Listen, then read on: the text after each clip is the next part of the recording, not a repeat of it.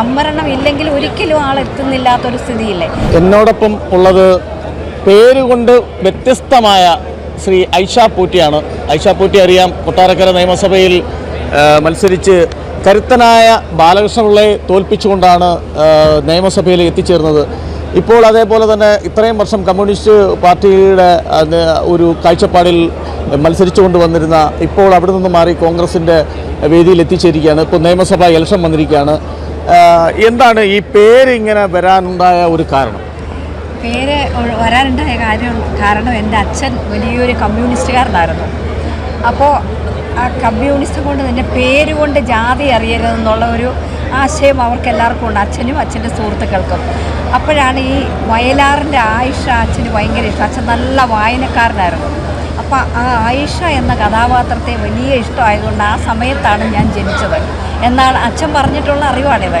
അപ്പോൾ അതുകൊണ്ടാണ് എനിക്ക് ഐഷ എന്നുള്ള പേരിട്ടത്. പേര് കൊണ്ട് ജാതി അറിയരുതെന്നും കൂടെ വിചാരിച്ചിട്ടാണ് അച്ഛൻ അങ്ങനെ ചെയ്തത്. അതെ, സാംബശിവൻ നമ്മുടെ കേരളക്കരയാകെ മധുരതരമായിട്ട് പ്രസംഗിച്ച് നടന്ന ഒരു കഥാപ്രസംഗമാണ് ഐഷ.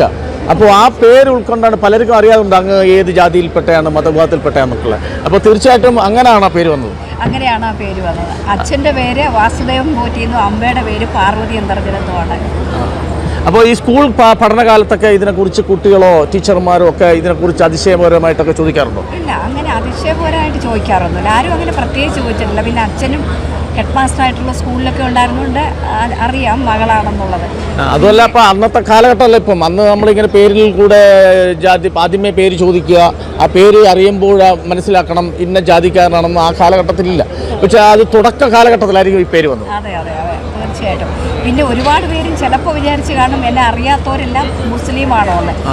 അത് സംശയിച്ചിട്ടുണ്ടാകാം, പലർക്കും അറിയാത്തവരുണ്ട്. ഇപ്പം ഞാൻ ഈ പബ്ലിക് പ്ലേസിലേക്കൊക്കെ വരുമ്പോഴാണ്, പിന്നെ ഒരു ജില്ലാ ജഡ്ജിയുടെ ഇൻ്റർവ്യൂവിന് പോയപ്പോഴും അവർ ചോദിച്ചിരുന്നു, ബയോഡേറ്റ കൊണ്ട് ബ്രാഹ്മിണാണെന്ന് കാണുന്നു, പക്ഷേ പേര് ഐഷ എന്നാണ്, അത് എന്തുകൊണ്ടാണ് ജസ്റ്റിസ് ഉഷാ സുകുമാരൻ അന്ന് എന്നോട് ചോദിച്ചിരുന്നു. അത് ഞാൻ ഓർക്കുന്നുണ്ട്, അന്ന് ഞാനത് എക്സ്പ്ലെയിൻ ചെയ്തു. അപ്പോൾ ഈ രാഷ്ട്രീയത്തിൽ നമ്മൾ ഒരു MLA ആയിട്ട് നിന്നിട്ട് പെട്ടെന്ന് ഒരു മാറ്റി നിർത്തപ്പെട്ടു. അതിന് എന്താണ് അങ്ങനെ അതിന് ശേഷമുണ്ടായ ഈ സാധാരണ രാഷ്ട്രീയ പാർട്ടിക്കാരെല്ലാം അവർക്ക് വേണ്ട എന്ന് തോന്നിക്കഴിഞ്ഞാൽ പിന്നീട് നമ്മുടെ സാംസ്കാരികമായിട്ടോ സാമൂഹ്യമായിട്ടോ പല പരിപാടികളിലോ നമ്മളെ സാന്നിധ്യം അവർ ആഗ്രഹിക്കത്തില്ല. അതിന് നമുക്കൊരു ഒരു അവസരം നമുക്ക് തരത്തില്ല. അതൊക്കെ അങ്ങനെയൊക്കെയുള്ള കാരണങ്ങളാണോ ഈ സമൂഹത്തിൻ്റെ മുന്നിൽ നിന്ന് ഒരു MLA ആകുമ്പോൾ ആ പ്രദേശത്താകെ അല്ലെങ്കിൽ സാമൂഹ്യമായിട്ടൊക്കെ ബന്ധപ്പെട്ട് നിൽക്കുന്ന ആളാണ്. അപ്പോൾ MLA എന്നുള്ള സ്ഥാനം കഴിഞ്ഞപ്പോൾ നമുക്ക് ആ പൊതുപ്രവർത്തന രംഗത്ത് പെട്ടെന്നില്ല വീട്ടിൽ കൂട്ടിലടച്ച പോലെ ഒരു അങ്ങനെ ഒരു സംഭവ സാഹചര്യത്തോടു കൂടിയാണോ ഈ രാഷ്ട്രീയ പാർട്ടി മാറാനുണ്ടായ സാഹചര്യം? ഞാൻ ഒരു സത്യം പറയാമല്ലോ, ഞാൻ അഡ്വക്കേറ്റ് ആയിരുന്നപ്പോഴും ഭയങ്കര ബിസിയായിരുന്നു. എനിക്ക് കുറേ കേസുകളും നല്ല ഫയലും ഉണ്ടായിരുന്നു. ഓഫീസ് വളരെ സജീവമായിരുന്നു. അത് കഴിഞ്ഞ് അതിനോടൊപ്പമാണ് രാഷ്ട്രീയത്തിലേക്കൊരു വലിയ തിരിവ് വന്നു, ജനപ്രതിനിധിയായി വന്നത്. അങ്ങനെ അതങ്ങ് കണ്ടിന്യൂ ചെയ്തുകൊണ്ടേ പോയി. അപ്പോൾ 2021 വരെയും അത്രയും ആക്റ്റീവായിട്ട് അന്നത്തെ പാർട്ടിയുടെ പരിപാടികളിലും അവിടുത്തെ സമരങ്ങളിലും എല്ലാം പങ്കെടുത്തു. ജനപ്രതിനിധി എന്നുള്ള നിലയിലും ഞാൻ എല്ലാ കാര്യങ്ങളും മാറ്റിവെച്ചിട്ട് ആ നാട്ടിന് വേണ്ടിയിട്ടും നാട്ടിലുള്ള ജനങ്ങൾക്ക് വേണ്ടിയിട്ടും സാധ്യമാകുന്നതെല്ലാം ചെയ്ത് വളരെ സജീവമായിട്ടിരുന്ന MLA അല്ലാതായിട്ടും കുറേ നാളുകൂടി ഞാൻ അതേ വർക്ക് കൊണ്ടുപോയി. അപ്പോഴൊരു പ്രശ്നം, MLA അല്ലാതായപ്പോൾ മുതലേ പിന്നെ എന്നെ ഈ പബ്ലിക്കായിട്ടുള്ള കാര്യങ്ങളിൽ വിളിക്കാതെയായി. ഞാൻ കൊണ്ടുവന്നിട്ടുള്ള പദ്ധതികളിലൊന്നും ഉദ്ഘാടനത്തിനായാലും അതിൻ്റെ പ്രവർത്തനങ്ങളിലായാലും എനിക്കൊരു പങ്കുമില്ലാത്ത പോലെ എന്നെ പൂർണ്ണമായിട്ട് മാറ്റി നിർത്തുന്ന ഒരു രീതി അവിടെ ഉണ്ടായി അന്നത്തെ പാർട്ടിയിൽ. പക്ഷേ പാർട്ടി വർക്ക് ചെയ്തോണം, മറ്റുള്ളത് ഞാൻ ഇത്രയും കാലം MLA ആയി ഉണ്ടാക്കിയ മനുഷ്യരുമായിട്ടുണ്ടാക്കിയ ആ ബന്ധം ഞാൻ കണ്ടിന്യൂ ചെയ്യാൻ എനിക്ക് പറ്റാത്തൊരു സിറ്റുവേഷൻ അവിടെ ഉണ്ടാക്കി. അത് ആദ്യമൊന്നും ഞാൻ അത്ര ഗൗരവമായിട്ട് എടുത്തില്ല. പക്ഷേ കുറേ ആയപ്പോൾ എനിക്കത് ഫീൽ ചെയ്ത് തുടങ്ങി. അതെന്തോ ഒരു പർപ്പസായിട്ട് നമ്മളെ അവോയ്ഡ് ചെയ്ത് ആ പബ്ലിക് പ്ലേസിൽ നിന്ന് മാറ്റുകയാണെന്ന്. അപ്പോഴും ഞാൻ വിചാരിച്ചു ഇനി പാർട്ടിയിൽ കണ്ടിന്യൂ ചെയ്യുന്നില്ല. അന്ന് ഞാൻ എന്നെ മാറ്റിക്കൊള്ളാൻ എല്ലാ നേതാക്കളോടും പറഞ്ഞു, അവിടുത്തെ ഇപ്പോഴത്തെ മന്ത്രിയോടും പറഞ്ഞായിരുന്നു എനിക്കിങ്ങനെ കണ്ടിന്യൂ ചെയ്യാൻ പറ്റില്ല, ആരെയാണെന്ന് വെച്ചാൽ എന്നെ മാറ്റിയിട്ട് ആക്കിക്കൊള്ളാൻ പറഞ്ഞു. ഞാൻ എൻ്റെ പ്രൊഫഷനിലേക്ക് പോകണം. എനിക്കത് ഫീൽ ചെയ്തു. ഞാൻ ആ കാര്യങ്ങൾ പറഞ്ഞിരുന്നു, അവരോടെല്ലാം പറഞ്ഞിരുന്നു ഇങ്ങനെ ഒരു സൈഡ് ലൈൻ ചെയ്താൽ എനിക്ക് കണ്ടിന്യൂ ചെയ്യാൻ പറ്റില്ല.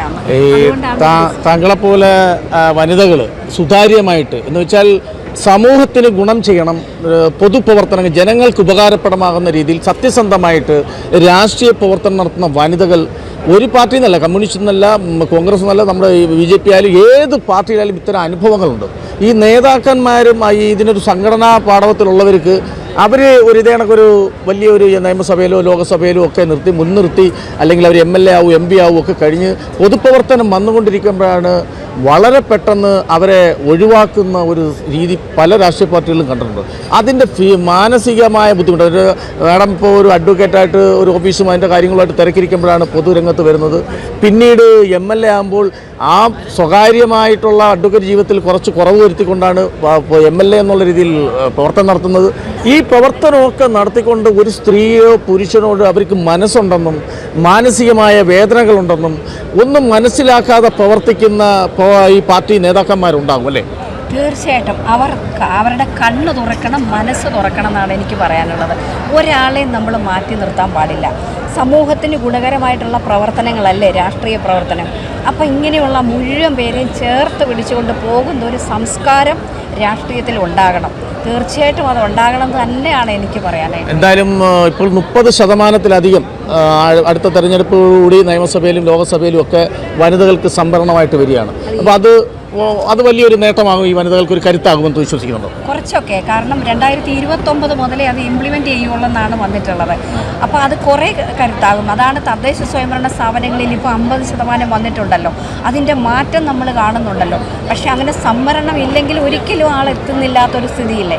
പിന്നെ ഞങ്ങളെപ്പോലുള്ള കുറേ പേര് ഒരു സംവരണവും ഇല്ലാതെ അസംബ്ലിയിലൊക്കെ വന്നു എന്നുള്ളത് സത്യമാണ്. എന്നാൽ പോലും അർഹമായ ഒരു പ്രാതിനിധ്യം കിട്ടാൻ സംവരണം വേണ്ടി വന്നിരിക്കുകയാണെന്നുള്ളതാണ് സത്യം. അതേപോലെ തന്നെ ഇപ്പോൾ മറ്റൊരു കോൺഗ്രസ് പാർട്ടിയിൽ വന്നു, ഇപ്പോൾ നിയമസഭ എടുത്തിരിക്കുകയാണ്. എന്തെങ്കിലും ഇനി അവിടെ മത്സരിക്കാനോ അങ്ങനെ എന്തെങ്കിലും സാധ്യതകളുണ്ടോ? അങ്ങനെ സ്ഥാനാർത്ഥിയായിട്ടാണോ വരാൻ സാധ്യതയുണ്ടോ? അത് പാർട്ടി തീരുമാനിച്ചിട്ട് അനൗൺസ് ചെയ്യുന്നത്, പാർട്ടി തീരുമാനിച്ചിട്ടേ അറിയാൻ പറ്റും. അല്ല, അപ്പോൾ അത്തരത്തിലൊരു പാർട്ടി ഒരു തീരുമാനമെടുത്താൽ അത് മത്സര രംഗത്തേക്ക് ഇറങ്ങുമോ? പാർട്ടി തീരുമാനിക്കുന്ന പോലെ ചെയ്യും ഉറപ്പായിട്ടും. അല്ലെന്ന് പാർട്ടി നമ്മൾ അതിനുള്ള ആരോഗ്യവും മാനസികവുമായിട്ടൊക്കെ നമ്മൾ പ്രിപ്പയർഡ് ആണോ, തയ്യാറാണോ? ഉറപ്പായിട്ടും എനിക്കൊരു പ്രശ്നമില്ല. ഞാനിപ്പോൾ തന്നെ പൊതുമണ്ഡലത്തിൽ ഫുള്ളുണ്ട്, എല്ലായിടത്തും എത്തുന്നുണ്ട്. എനിക്കത് ഇഷ്ടമുള്ള കാര്യമാണ്. എന്തായാലും ഞാൻ ഈ രംഗത്തേക്ക് വന്നു. ഇനി സജീവമായിട്ട് എന്നും ജനങ്ങളോടൊപ്പം ഉണ്ടാവും.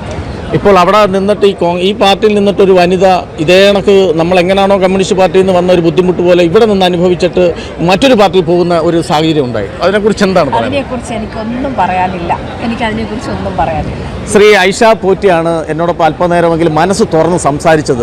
സാധാരണക്കാര ജനങ്ങളും പാർട്ടി നേതാക്കന്മാരും അതേ കണക്ക് ഏത് വിഭാഗം പാർട്ടിയാണെങ്കിലും മനസ്സിനൊരു ആശയം, ആ പാർട്ടിയുടെ ഒരു ആശയം ഉൾക്കൊണ്ട് പ്രവർത്തിക്കുന്നവരാണ്. ഈ വനിതകളായിട്ടുള്ളവരെ എന്തുമാത്രം മാനസികമായിട്ട് അവർക്ക് തകർച്ചയും വേദനയും ഉണ്ടാക്കുന്നതായിട്ട് എനിക്ക് മനസ്സിലാക്കാൻ കഴിഞ്ഞിട്ടുണ്ട്. ഞാൻ പല പാർട്ടികളിൽ പ്രവർത്തിക്കുന്ന വനിതകൾ സത്യസന്ധവും സുതാര്യവും നേരായ മാർഗത്തിൽ കൂടെ പ്രവർത്തിക്കുന്ന വനിതകളെ ഇതേ കണക്ക് അവർ പ്രവർത്തിച്ചുകൊണ്ടിരിക്കുന്ന മണ്ഡലത്തിൽ നിന്നും പുറത്താക്കുന്ന ഒരു രംഗം, അല്ലെങ്കിൽ അവർക്ക് മനസ്സുണ്ടെന്നും മനുഷ്യനാണെന്നും ഒന്നും മനസ്സിലാക്കാതെ പ്രവർത്തിക്കുന്ന ഏത് രാഷ്ട്രീയ പാർട്ടിയായാലും അതിനൊരു എന്തായാലും 30% സംവരണത്തോടു കൂടി അത് മാറും. അല്ലെങ്കിൽ അവരിനി ഇത് മനസ്സിലാക്കണം. ഇനി അത് 30 എന്നുള്ളത് 50 ആയി വരും. എന്തായാലും ഇപ്പോൾ 30 ആയിരിക്കുകയാണ്.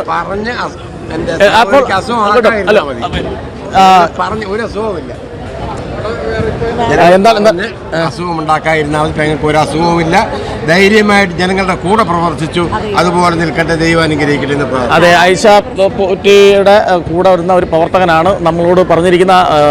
ഐഷ പോറ്റിക്ക് ഇനിയും രാഷ്ട്രീയത്തിൽ പാർട്ടി നിശ്ചയിച്ചാൽ ഏത് മത്സര രംഗത്തും ഇറങ്ങി പ്രവർത്തിക്കാൻ തയ്യാറാണെന്നുള്ള പൂർണ്ണമായ ഒരു വാക്കാണ് നമ്മളോട് പറഞ്ഞിരിക്കുന്നത്. എന്തായാലും ഇത്തരത്തിലുള്ള വനിതകൾ മുൻനിരയിൽ വരണം. അവർ കാര്യം എന്ന് വെച്ചാൽ സുതാര്യമായ പ്രവർത്തനങ്ങളാണ്. ഒരു സ്ഥാനമാനങ്ങൾ കൊണ്ട് അനാവശ്യമായി ജനങ്ങൾക്ക് ബുദ്ധിമുട്ടുണ്ടാക്കുകയോ അല്ലെങ്കിൽ അത്തരം കാര്യങ്ങൾ ചെയ്യുന്നപ്പെട്ട ഒരു വനിതയല്ല. എന്തായാലും തീർച്ചയായിട്ടും എല്ലാവിധ വിജയ ആശംസകളും. ഇത്തരം പൊതുരംഗത്ത് നിൽക്കട്ടെ. കർമ്മ ന്യൂസിൻ്റെ എല്ലാവിധ അഭിനന്ദനങ്ങളും അർപ്പിക്കുന്നു.